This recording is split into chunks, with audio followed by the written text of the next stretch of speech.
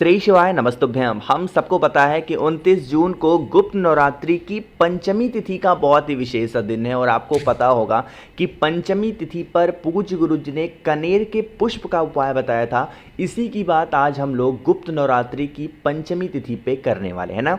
तो आप लोगों को कनेर के फूल से और शमी के पत्ते से एक छोटा सा उपाय करना है जिससे आपकी जो मनोकामना हो वो बहुत ज़्यादा जल्दी पूरी ज़रूर हो जाए, है ना। इसी की बात हम लोग करने वाले हैं। वीडियो को पूरा देखिएगा जिससे जानकारी आपको अच्छे से मिल पाए। देखो, जब भी कनेर के फूल की बातें आती है ना, मैंने आप लोग को एक बात बताई है कि जो कनेर का पुष्प होता है एक्चुअली में वो 3 टाइप के होते हैं। एक कनेर का फूल पीला होता है, एक कनेर का फूल वाइट होता है सफ़ेद, और एक हल्का सा पिंक में होता है। जो सबसे अच्छा कनेर का फूल माना जाता है ना वो पीला वाला माना जाता है, ठीक है ना, येलो वाला। अब क्या करना है, आपके पास में ऑड नंबर में कनेर के पुष्प होने चाहिए। ऑड नंबर का मतलब क्या है कि या तो 1 ले लो, या तो 3 ले लो, या 5 ले लो, या 7 ले लो, या 9 ले लो, या 11 ले लो, है ना। इस फॉर्मेट में आपको कनेर के पुष्प को लेना, ठीक है ना। साथ ही साथ आप लोग को मात्र और मात्र एक शमी का पत्ता लेना है। मेरे जितने भी भाई बहन वीडियो को देख रहे हैं, अगर आपको शमी का पत्ता नहीं मिलता है तो बिल्कुल परेशान ना हो, आप चावल के दाने का भी इस्तेमाल कर सकते हो, ठीक है ना। चलो, अब आप लोगों को फिर से लेना है क्या, तांबे का लोटा, उसमें भरिएगा जल, और जल के अंदर आज पंचमी तिथि, नवरात्र के दिनों के जो सबसे विशेष तिथि मानी जाती है वो पंचमी तिथि होती है। तो कलश के अंदर गंगा जल ज़रूर डालेंगे, है ना। अब आप इस कलश को लेकर के पहुंच जाएंगे महादेव के शिवलिंग के पास में। मेरी बातों को बहुत ही ध्यान से सुनिएगा। जब आप महादेव के शिवलिंग के पास पहुंचेंगे तो सबसे पहला काम करना है, जो कलश होगा उसको ऐसे नीचे रख देना, जो कलश होगा ना। अब आपके पास में कनेर के पुष्प हैं, है ना। उन कनेर के पुष्पों को चाहे आपने जितने भी लिए हों, बस ध्यान रखिएगा ऑड नंबर में लेने हैं, विषम संख्याओं में कनेर के पुष्प को लेने हैं, है ना। कुछ कनेर के पुष्प को समर्पित करिएगा कहाँ पे, माता अशोक सुंदरी। कुछ कनेर के पुष्प को समर्पित करेंगे कहाँ पे, माता के हस्तकमल, और बाकी के बचे हुए कनेर के पुष्प को महादेव के शिवलिंग के ऊपर। अब यहाँ पर मेरी बात सुनिएगा। अच्छा, पहले रुको, कनेर के पुष्प को बाद में समर्पित करना है। सबसे पहला काम क्या करना है, जो मैंने आप लोगों को शमी का पत्ता दिखाया ना, शमी के पत्ते को कलश से टच करा दो। क्या कराना है, कलश से टच करा दो, छुआ दो। जो आपकी विशेष हों, जो आपकी मनोकामना हो, जो काफ़ी दिनों से अधूरी चल रही हैं, उस कामना की पूर्ति के लिए बिल्कुल यहाँ पे एंड पॉइंट पे, जहाँ से जल नीचे गिरने ही वाला होता है वहाँ पे, है ना। यहाँ पर समर्पित करने के बाद में अब आपके पास में जो तांबे के लोटे में जल है उसे महादेव के शिवलिंग के ऊपर मात्र समर्पित कर देने से घर परिवार में खुशियां आपके ज़रूर आती हैं। कभी भी जीवन में आपको पीछे मुड़ के देखना नहीं पड़ेगा। अब यहाँ पर सुनिएगा, जल चढ़ा दिया, शमी के पत्तों को चढ़ा दिया। अब आपके पास में है कनेर का फूल, है ना।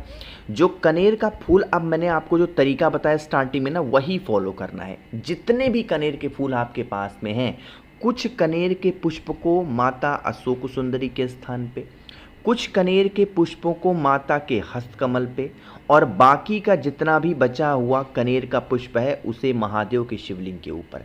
3 स्थान पर ही सारे के सारे कनेर पुष्प के समर्पित करेंगे। इससे आपकी मनोकामना पूरी होती है। आपके जीवन के जो जहर होते हैं ना, उसे महादेव स्वीकार कर लेते हैं और आपके जीवन में सुख, शांति एवं समृद्धि का वास बना रहता है, ठीक। तो आप सभी को इस उपाय को ज़रूर करना चाहिए। तो पहला उपाय आप लोग को समझ में आ गया होगा। आगे बढ़ते हैं। अब इस वीडियो के हम लोग अपने दूसरे उपाय की तरफ, जो कि आप सभी को काले तिल के साथ में करने हैं। मेरी बातों को पहले ध्यान से सुनिएगा। आपको मेरी एक बात हमेशा याद होगी कि जो मतलब एक कोई भी फैमिली है, कोई भी परिवार है, वो परिवार सबसे संपन्न, सबसे धनी परिवार पता है कब कहलाता है? मैंने कई बार बता रखा है आपको, जब उस परिवार में कोई व्यक्ति बीमार ना पड़ता हो। बताया मैंने आपको ना। तो क्या करिएगा, आपको इस प्रकार से लेना है काला तिल। बहुत ज़्यादा लेने की ज़रूरत नहीं है, बस 1 चुटकी काला तिल लीजिएगा। काला तिल लेने के बाद में आपको ज़रूरत पड़ने वाली है एक बेलपत्र की। ध्यान रखिएगा, आज पंचमी तिथि का ये उपाय आप सभी को ज़रूर करना होगा। थोड़ा सा काला तिल और एक बेलपत्र लेंगे, फिर पहुंच जाएंगे महादेव के शिवलिंग के पास में। मेरी बातों को बहुत ही ध्यान से सुनिएगा। आपको मैंने कलश में जल नहीं दिखाया, लेकिन आप लोगों को एक तांबे का लोटा लेना है, उस तांबे के लोटे में जल भरना है और रोग बीमारी का उपाय है तो हम जल के अंदर क्या डालेंगे, थोड़ा सा गंगा जल डालेंगे, है ना। सबसे पहले महादेव के शिवलिंग के पास पहुंच करके आप लोगों को एक लोटा जल चढ़ाना है महादेव के शिवलिंग के ऊपर, सबसे पहला काम, ठीक। चढ़ा दिया।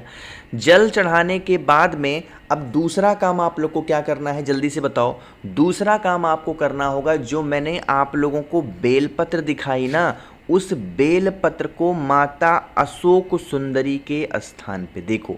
अगर आपको अपनी कोई भी बात ना बहुत जल्दी मनवानी हो महादेव से, बहुत जल्दी, मतलब आप प्रयत्न करके थक चुके हो और फिर भी महादेव नहीं सुन रहे हैं, तो माता अशोक सुंदरी का स्मरण करना स्टार्ट कर दो। महादेव अपने आप को, फिर महादेव से प्रार्थना भी नहीं करनी है, आपको सिर्फ प्रार्थना माता अशोक सुंदरी से करनी है। महादेव उनकी बातों को टाल ही नहीं पाते हैं ना, तो इसीलिए भोले शंकर की सबसे प्रिय, सबसे प्यारी पुत्री का नाम क्या है, माता अशोक सुंदरी।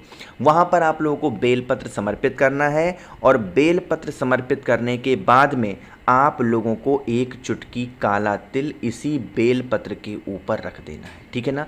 आपको जब काला तिल रखोगे, कुंदकेश्वर महादेव का स्मरण करेंगे, साथ ही साथ महादेव से विनती करेंगे, हे शिव शंभू, हमारे घर परिवार में ये व्यक्ति है, बहुत बीमार रहता है, बहुत परेशान रहता है, आप इसकी बीमारियों को दूर करें। अपने अकॉर्डिंग प्रार्थना कर लेना और फिर प्रार्थना करने के बाद में एक लोटा जल चढ़ा देने से दोबारा हमारे घर में कभी बीमारी प्रवेश नहीं करती, ठीक है ना। दो उपाय भाई आप लोग को समझ में आ गए हैं। आगे बढ़ते हैं बहुत ही प्यारे तीसरे उपाय की तरफ, लेकिन ये उपाय बताऊंगा तब जब आप सभी लोग करेंगे वीडियो को लाइक। जिसने अभी तक चैनल को सब्सक्राइब नहीं किया, मेरी आवाज़ आप पहली बार सुन रहे हैं, चैनल को ज़रूर सब्सक्राइब करेंगे, ठीक है ना। देखो अब यहाँ पर मेरी बात को सुनिएगा, बहुत ही ईजी सा, बहुत ही आसान सा उपाय है। तीसरा उपाय क्या दिखाई दे रहा है, शहद। जैसे ही शहद का नाम आता है आपके माइंड में एक ही चीज़ आनी चाहिए कि भैया ये उपाय स्पेशली किसके लिए होगा, जल्दी से बताओ। क्रोध के लिए होगा, कि जैसे घर का कोई ऐसा सदस्य हो, कोई ऐसा इंसान हो जिसको सिर्फ और सिर्फ घर में गुस्सा ही करना हो, उसके अलावा उसका कोई काम ही ना हो, क्रोध, चिल्लाना, गाली देना। थोड़ा सा शहद ले लो। शहद लेने के बाद में एक बहुत ही प्यारी सी सुंदर सी बेलपत्र भी ले लो और तांबे के लोटे में जल भर लो। अगर आपके घर में इत्र हो ना तो इत्र डाल देना, और इत्र नहीं है तो बिल्कुल परेशान होने की ज़रूरत नहीं है, सिर्फ तांबे के लोटे में जल लेना और फिर पहुंचना है महादेव के शिवलिंग के पास में, ठीक। यहाँ पर पहुंच करके अब आपको क्या करना है, जो शहद मैंने आपको दिखाया ना, उस शहद का लेपन भोले शंकर के शिवलिंग के ऊपर करना। जैसे मैंने कर दिया, आप भी लेपन करना। शहद का लेपन करने के बाद में अब आपके पास में जो बेल पत्र है, उस एक बेल पत्र को इसी शहद के ऊपर रख दीजिएगा। क्या करेंगे, बेल पत्र को शहद के ऊपर रख देंगे। रखने के बाद में जो भी व्यक्ति घर में आपके क्रोध कर रहा, गुस्सा कर रहा, उस व्यक्ति का स्मरण करेंगे। किसके नाम से, जल्दी से बता दो। मैंने ये नाम आपको हज़ारों बार बताया है। कौन सा, हाटकेश्वर महादेव, ठीक है ना।